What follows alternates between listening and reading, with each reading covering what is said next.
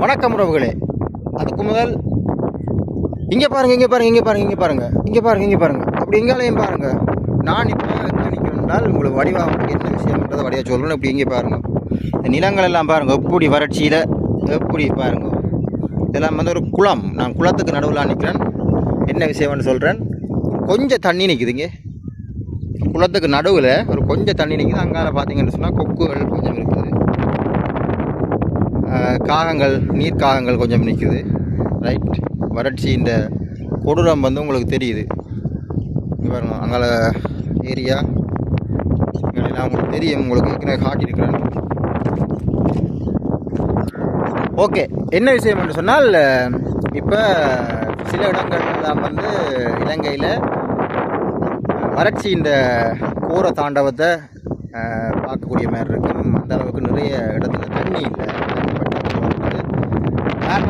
El Niño நிலைமையால் இந்த பிரச்சனை உங்களுக்கு தெரியும். எல்லினோ இந்த தாக்கம் எல்லா இடமும் இப்போ சில இடங்களில் மழை பெய்யுது, சில இடங்களில் பார்த்தீங்கன்னு சொன்னால் வறட்சி. இந்த இதெல்லாம் இதில் இருந்த சங்குகள், ஊரிகள் எல்லாம் செத்துட்டீங்க. இவ்வளோ நிறைய இருந்ததுங்க, எல்லாம் மரணித்து விட்டன. ரைட், கால்நடைகளுக்கு கூட தண்ணி இல்லாத நிலைமை இங்கே பாருங்கள். அப்படியே நான் உங்களுக்கு முதலே இந்த இடமெல்லாம் காட்டியிருப்பேன். அங்கால பக்கத்தில் ரோட் இருக்குது. நான் அதில் போய்களெல்லாம் இது தண்ணியாக இருக்கைகளெல்லாம் எடுத்து காட்டியிருக்கேன். உங்களுக்கு வீடியோஸில் இருக்குது, பழைய வீடியோஸில். இப்போ பார்த்தீங்கன்னு சொன்னால் இங்கே பாருங்கள், எல்லாம் செத்துட்டுதுங்க. இந்த உயிரினங்கள் எல்லாம் மரணித்து விட்டன தண்ணி இல்லாமல். இங்கே பாருங்க, பார்த்தீங்கன்னா ஒரு அழகான இதுகள் இங்கே முட்ல இல்லாமல் எடுத்து வைக்கலாம். வடிவாக இருக்குது. கலெக்ட் பண்ணலாம் எல்லாம் போட கண்ணா. ரைட், வாரக்கிழமை கலெக்ட் பண்ணுவோமா? ஓகே, வடிவ அழகாக இருக்குது. ரைட், அது ஒரு பக்கம் ரேட். இதை பற்றி தண்ணி இல்லாமல் எல்லாமே இப்படி கதைப்போம். இப்போ பார்த்தீங்கன்னு சொன்னால் நாச்சிக்குடாவில் ஒரு சின்ன ஒரு குளம் இருக்குது. இந்த தண்ணி இல்லாமல் ஓடி அங்கே கடலில் போய் சேர்றது நான் உங்களுக்கு ஏற்கனவே ஆல்ரெடி வீடியோவில் காட்டியிருக்கேன். இப்போ பார்த்தீங்கன்னு சொன்னால் வறட்சி காரணமாக எல்லாம் வற்றி விட்டன. ரைட், நிறைய குளங்கள், இரண்டாம் குளத்தில் கூட தண்ணி இல்லை. அங்கேயும் வறட்சி நிலைமை தான் உணரப்படுது கிளிநொச்சியில். அதே மாதிரி வடக்கு கிழக்கு பகுதிகள், மற்றது இலங்கையில் நிறைய இடங்களில் பல மாவட்டங்களில் வறட்சி இந்த தாக்கம் இருக்குது. ரைட், ஆகவே நீரை சிக்கனமாக பயன்படுத்துங்கள். இந்த ஏற்பட்டிருக்கிற இந்த இயற்கை இந்த எல்னினோ நிலைமை, ரைட், இந்த வெப்பமான காலநிலையை தாங்கிக் கொள்றதுக்கு நான் நினைக்கிறேன் நவம்பர் மட்டும் இந்த நிலைமை இருக்குன்னு நினைக்கிறேன். நான் நினைக்கிறேன் ஃபுல்லாக எங்களுக்கு பெரிய பாதிப்பு வராது. இலங்கைக்கு ஒரு அளவான தாக்கம் இருக்குதுன்ற மாதிரி கதைக்கணும். ஆகவே நீரை சிக்கனமாக பயன்படுத்துங்க. மற்ற ஆக்களுக்கு உங்களோட வீட்டில் ஏதாவது கிணறுகள் வசதிகள் இருக்குன்னு சொன்னால் பக்கத்தில் இருக்கிற ஆக்களுக்கு உதவி செய்யுங்க. மற்றது என்னென்னு சொல்கிறது, ஆயத்தமாக ரெடியாக இருப்போம் எல்லா நிலைமையும் தாங்கிக் கொள்றதுக்கு. அதே நேரம் அதிகப்படியான மழை கிடைக்கக்கூடிய மாதிரியான ஒரு வாய்ப்புகளும் சொல்கிறாங்களே. ஏனென்றால் வறட்சிக்கு மாதிரி அதிகப்படியான என்னென்னு சொல்கிறது, மழையும் பெய்யக்கூடிய மாதிரியான நிலைமை வருமாமண்டு. ஆகவே எல்லாத்துக்கும் நாங்கள் ரெடியாக இருக்கணும்.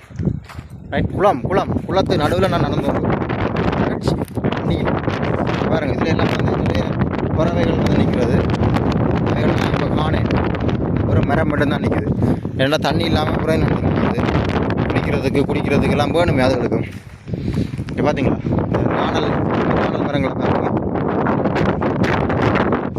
தண்ணிலாம் வளர்றது. தண்ணி இல்லாமல் அப்படியே நாணல் புல்களை பார்த்தீங்களா, நாணல் புல். ரைட், உங்களை காட்டுறேன் கிட்ட போய்.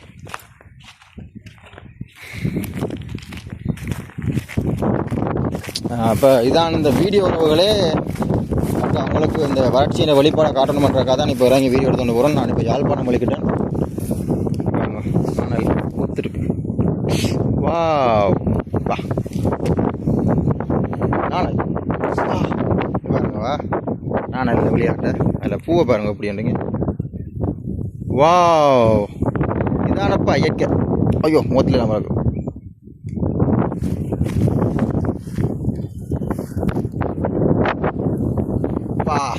என்ன வடிவு பார்த்தீங்களா பாருங்க. அழகை ரசிக்க போய் ஆபத்தில் முடிஞ்சிட்டு.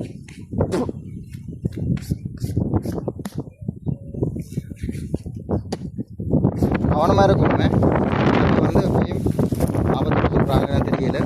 அனுபவம் வந்தால் சொல்கிறேன், இதுவும் ஒரு அனுபவம் தான்.